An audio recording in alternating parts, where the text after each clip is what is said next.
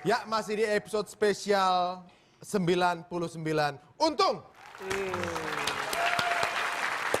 Apalagi nih keuntungannya hari ini? Iya, biasanya kalau di 99 tuh kan ada keuntungan kan. Ada keuntungannya. Agak-agak mirip dikit lah sama restoran seafood lah kita. Selalu kasih nomor mereka kan. 89, 99, 88 ya. QP, QQ. QP, QQ.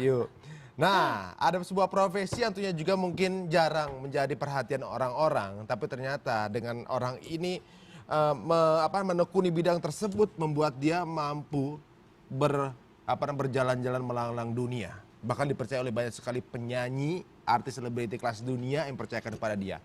Sekarang bangsa Indonesia pun mempercayakan hal-hal yang menjadi keahlian dia untuk ajang-ajang internasional, ya, seperti ajang beauty pageant yang kemarin diadakan di Bali, dia juga ikut adil di sana.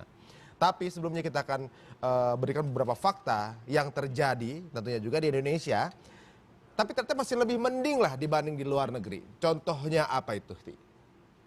Contohnya kalau kita parkir sembarangan. Kalau dulu ada peraturannya kalau misalnya parkir sembarangan itu digembok. Nah, Bannya digembok. Kalau sekarang lebih praktis, semua orang bisa melakukan. Dicabut gitu. gitu ya. Ya, ini hal yang perlu kita ketahui yang ada di Tonight Fact.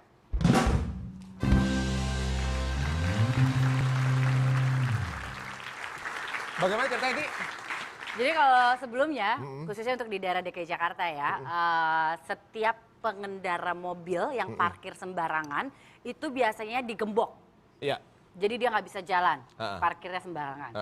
Nah, kalau sekarang lebih gampang lagi. Apa tuh? Dan lebih gampang lagi untuk menghukum orang yang parkir sembarangan. Apa tuh? Jadi itu pentil bannya dicopot. Pentilnya dicabut. Oh, gitu. Dicabut. Jadi sekarang di Indonesia salah parkir, pentilnya dicabut. Dicabut. Jadi gampang, siapapun bisa ngelakuin ya. Ngelihat, oh ini parkir sembarangan berhak. Gitu. Oh, siapapun bisa Lebih untuk mencabut pentil itu? Dan banyak banget kejadian yang sampai ada yang marah-marah, merasa ibu pejabat, marah-marah, ngamuk-ngamuk di beberapa gambarnya nih. Ya. Merasa kehilangan. Kendaraan Pentil. Anda dicabut. Oh iya. Nah, melanggar ketentuan parkir untuk pengambilan pentil motor, hubungi Dinas Perhubungan Provinsi DKI Jakarta. Ribet ya kalau misalnya kita harus ngambil dulu untuk pasang lagi. Kenapa nggak beli aja di tempat tambal ban? Jangan-jangan orang-orang yang sering cabut stoknya banyak lagi. Nah, kempes akhirnya. Ya, gara-gara parkir sembarangan ya. Parkir sembarangan, tapi memang kayak gini tuh lebih praktis. Aku aja kalau lagi bawa mobil, kalau misalnya lagi mau parkir sebentar aja, kepikiran, daripada ntar dicabut mendingan parkir yang bener deh gitu. Iya, daripada repot kan gitu pentilnya, jadi daripada pentilnya dicabut mendingan parkir di tempat yang benar. Iya, gara-gara ini banyak banget yang merasa dirugikan. Padahal itu salah sendiri ya, parkir sembarangan pertama kan. Udah gitu dia merasa rugi karena bannya kempes kan, gara-gara pentilnya dicabut. Terus udah gitu banyak banget yang merasa dirugikan deh intinya. Gara-gara peraturan tersebut, bahkan banyak yang marah-marah. Merasa dia itu pejabat, jadi harus dispesialkan parkir boleh sembarangan kayak gitu. Ada keuntungannya sebenarnya, Ri. Oh iya, sebenarnya untuk menertibkan tapi secara benar ya. Masih untung kendaraan tersebut kalau parkir sembarangan, pentilnya dicabut. Ya. Kan ada yang kurang beruntung kalau kita hidup bukan di Jakarta. Tapi di mana? Nah, kalau kita jalan-jalan ke ibu kota Vilnius, yaitu di Lithuania, sang wali kota itu akan melindas mobil yang parkir sembarangan. Kita dengan lihat apa? Nih, kita lihat videonya. Ya. Nah, kalau di Lithuania parkir sembarangan, inilah resiko yang akan diambil. Ini wali kotanya nih. Lihat. Ya.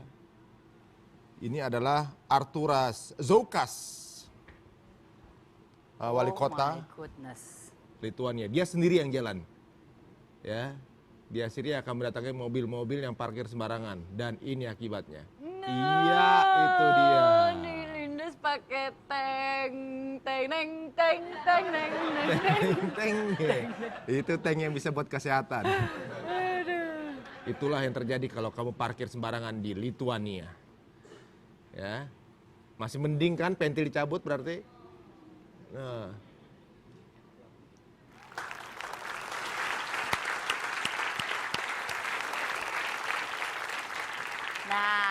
Itulah Tonight's Fact kita malam hari ini, masih ada untungnya. Iya benar. Baik, berikutnya kita akan undang sebuah profesi yang telah kita berikan tadi ya. Dia adalah seorang penari profesional yang pernah mendapatkan beasiswa karena prestasinya tersebut. Dan juga pernah menjadi seorang dancer, salah satu penyanyi luar biasa itu Madonna. Dan juga dia menjadi salah satu mengisi dance yang ada di acara Miss World. Luar biasa, langsung aja inilah dia, Eko Supriyanto. If you want it, you already got it. If you thought it, better what you want. If you feel it, it might be real. Just say the word and I'm gonna give you what you want. Iya. Eko Supriyanto atau dikenal dengan Mas Eko PC. PC, Mas Eko PC. PC. PC. PC. PC. Kenapa PC? Dulu saya pakai kacamata yang tebel. Oh gitu. -5. PC itu namanya. PC. Nabrak-nabrak. Jadi bilang PC. Oh gara-gara itu aja gitu ya. Tapi justru orang yang dulunya suka ngata-ngatain itu bagaimana setelah mengetahui prestasi Mas Eko udah sampai kemana-mana? Pernah ketemu lagi nggak sama mereka? Sering sih, sering. Mas. Terus katanya gimana? Ya, mereka pada bilang, itu gara-gara aku panggil kamu begitu, jadi kamu terkenal gitu. Iya. Jadi sekarang kalau punya panggilan khusus, siapa tahu akan menjadi sebuah kenangan yang luar biasa ya. Nah, bicara mengenai ini dulu ya. Kan pernah menjadi dancer dari Madonna nih. Boleh tahu itu kejadiannya bagaimana kamu Mas Eko bisa punya akses sampai ke sana? Itu dewa itu sebetulnya ada di saya. Untung. Iya. Karena waktu itu saya masih sekolah. Terus kebetulan ada informasi tentang audisi dan saya datang ke audisinya dan ya karena beruntung jadi kepilih dari Berapa orang tuh audisi? Itu sekitar ada 6.000-an. 6.000? Penari ya. Itu dia cari berapa orang? Total itu dari New York sama dari LA ada 10 penari. 10 orang dan Mas Eko salah satunya luar biasa. Dan Madonna. Dan dia ada di belakang Madonna. Iya, Madonna yang biasa kita lihat cuma di klipnya. Dia aja di sini aja belum pernah manggung kan ibaratnya. Ini udah berkali-kali kali. Nah, sekarang kalau boleh tahu, itu sebenarnya yang dicari Madonna apa sih ibaratnya kekasan apa yang dicari sama Madonna sampai akhirnya Mas Eko tuh yakin bisa kepilih gitu. Kebetulan di dalam skrip storyboardnya, di dalam cerita di dalam konsernya dia itu ada karakter yang namanya Birdman. Dan kebetulan tarian yang waktu saya audisi itu saya bawakan, saya hampir mendudukan kayak burung-burung, kayak Jatayu, kayak Garuda, dan saya kombinasi antara silat sama tari Jawa dan tari Bali gitu. Jadi mungkin dari situ dia tertarik dan merasa bahwa ini pas gitu dengan karakter itu. Karena Yang keunikan ditampilin yang Indonesia ditawarkan banget. saat itu ya. Iya. Dia jarang mungkin lihat tarian jenis itu kan gitu Ini kan. kok orang aneh gitu sih.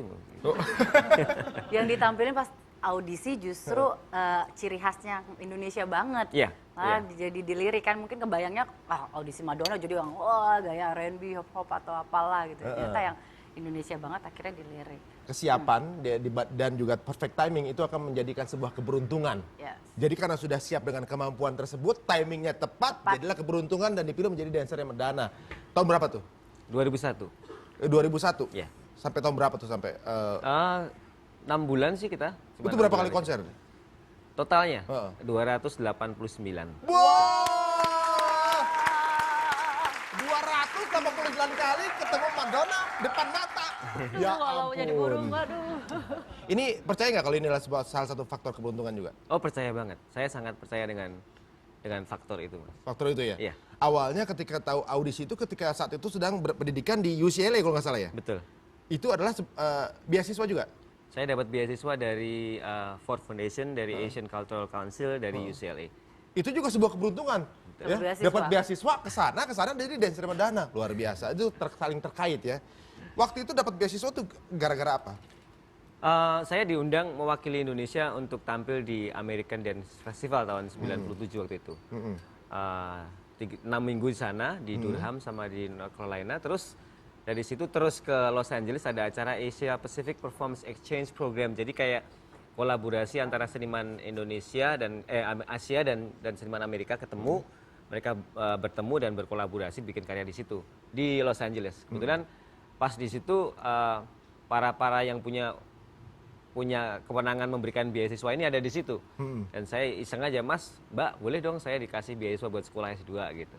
Terus saya pulang, aplikasi sudah terkirim ke kantor, ke kampus, terus saya langsung apply di situ dan alhamdulillah terima. Langsung Wow. diterima, luar biasa. Keisengannya. Apply langsung di situ langsung. Waduh. Ini kalau bicara keberuntungan bertubi-tubi ya. Karena dance yang ditekuni itu juga merupakan sesuatu yang secara hobi, kemampuan sampai pendidikan sah juga diakui ya. Iya. Basic dance-nya Mas Eko sendiri apa? Saya Pelajarinya? basicnya tari Jawa sih sebetulnya. Oh, Jawa. Dari kecil nari Jawa dan juga saya harus belajar silat. Jadi kombinasi antara Jawa dan silat tadi.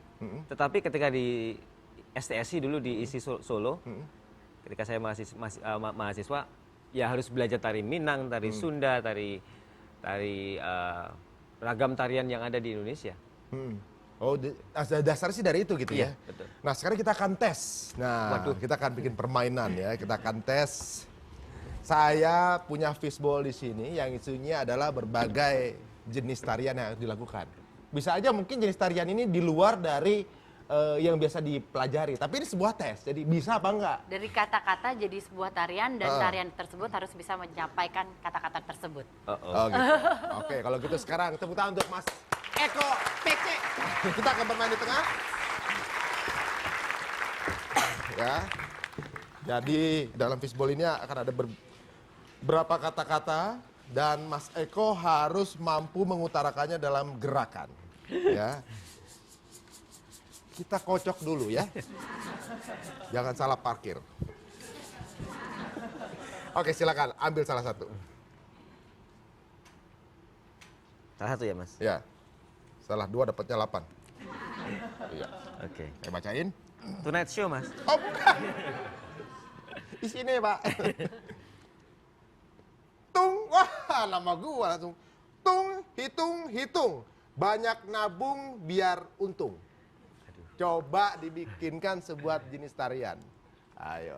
Tung, hitung, hitung. Banyak nabung biar untung. Tepuk tangan dulu dong. Oke. Ya, Hitung. 1, 2.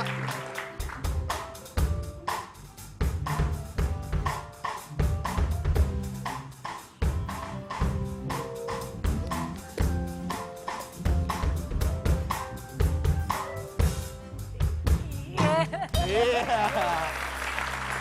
Jadi dari sedikit-sedikit, lama-lama nanti jadi. Iya. Wah. Oh, saya sebenarnya dulu berarti ibu saya dulu sering nabung. Pas tua langsung dapat bapak saya, Pak Untung. Satu lagi. Lagi. Ini semua kalau perlu. Ambil salah satu. Aduh. Masih lagi toh, Mas? Masih toh. Cangkul yang dalam. Wow. Ya. 1, 2, 3.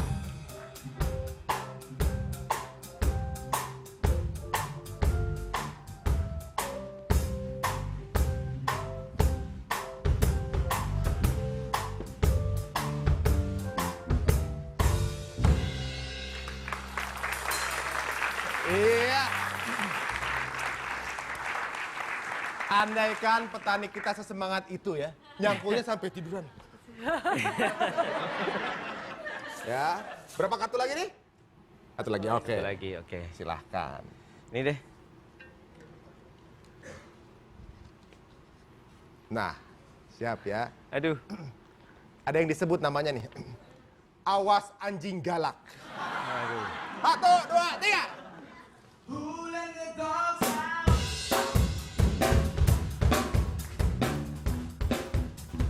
Who let the dogs out?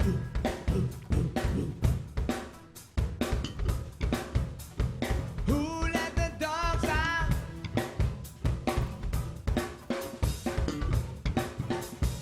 Who let the dogs out?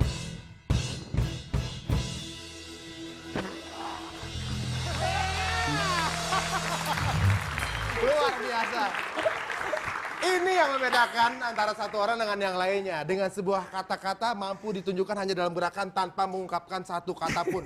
Luar biasa. Tepuk tangan sekali buat Mas Eko Supriyanto. Ini inspirasi yang sangat luar biasa. Banyak sekali inspirasi lain yang akan kita berikan kepada Anda. Jangan kemana-mana, hanya di Tuna Show.